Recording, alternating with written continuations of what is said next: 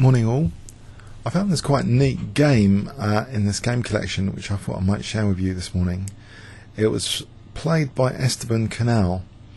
He was born in Peru, awarded the IM title in 1950, became an emeritus GM in 1977. Later he went to live in Italy. He passed away in Italy in 1981. He lived quite a long time. In this simultaneous in 1934, he was playing white against NN, which is the no name, I believe, no name. So E4 was played and then D5 by Esteban's opponent, and he took on D5 and played knight C3, kicking the queen to A5.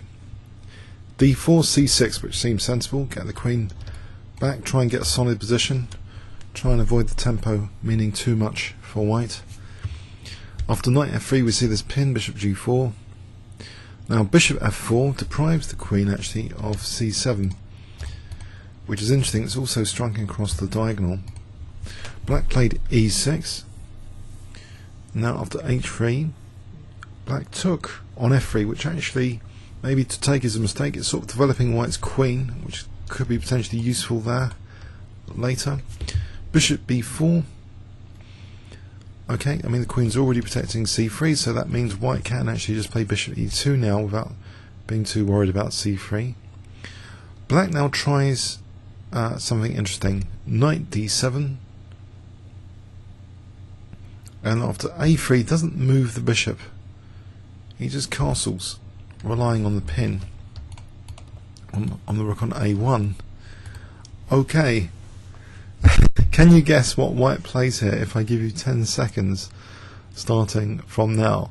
And much, much more importantly than finding the next move, can you find the actual crushing combination which it implies?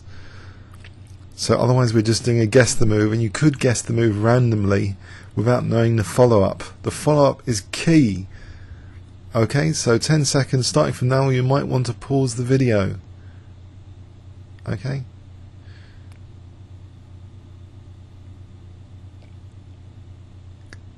Okay. Just A takes B4, and you might think, okay, both rooks in and go. Queen takes A1 check. King D2. Why not take the other rook?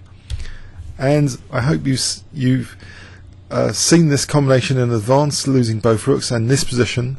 And what would you play here in this position if I give you 10 seconds starting from now?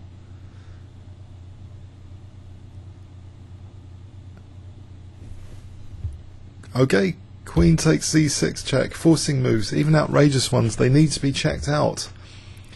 Although we might not be able to calculate millions of positions a second like computers, we can look at our forcing moves and still produce something quite nice tactically. So B takes c6, bishop a6 is mate. Bishops are covering all the escape squares of the king. The game is actually nicknamed the Peruvian Immortal because Esteban was born in Peru. So actually his achievements, for those interested, he won in 1933. He won the Hungarian Championship. He was second equal at Milan in 1926, first at Budapest in 1933. He also led the Peruvian team in the 1950 Olympiad in Dubrovnik, scoring +1, drawn 6, but lost 8 actually. Didn't do so hot in the 1950 Olympiad. Okay, so but a very interesting game, and considering it was a simultaneous display, quite impressive.